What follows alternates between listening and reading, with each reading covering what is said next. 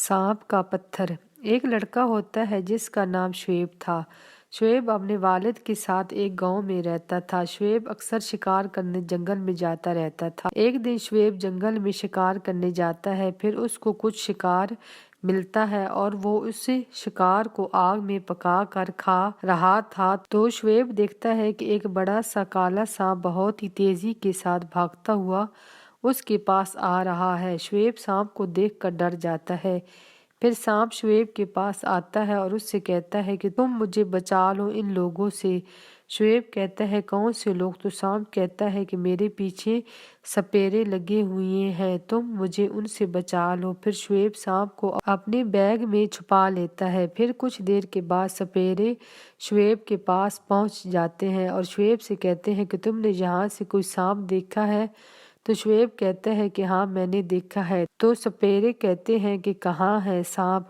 तो शुएब कहता है कि मैंने सांप को देखा है, वो इसी तरफ को जा रहा था। फिर सपेरे उस रास्ते की तरफ चले जाते हैं। फिर सांप बैग से बाहर निकल आता है, शुएब का शुक्रिया अदा करता है और कहता है कि मेरे पास एक बहुत ही कीमती पत्थर है जो मेरे सर में है। ये कीमती पत्थर जब सांप 100 साल का होता है तो उसके सर में बनता है। इस पत्थर से रोशनी निकलती है रात को और वो सपेरे इसीलिए मेरे पीछे थे कि वो मुझे मार के वो कीमती पत्थर मुझसे ले ले।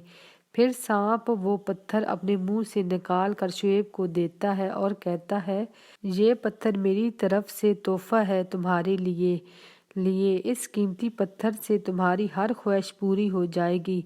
फिर सांप वो कीमती पत्थर शुएब को देकर वहां से चला जाता है।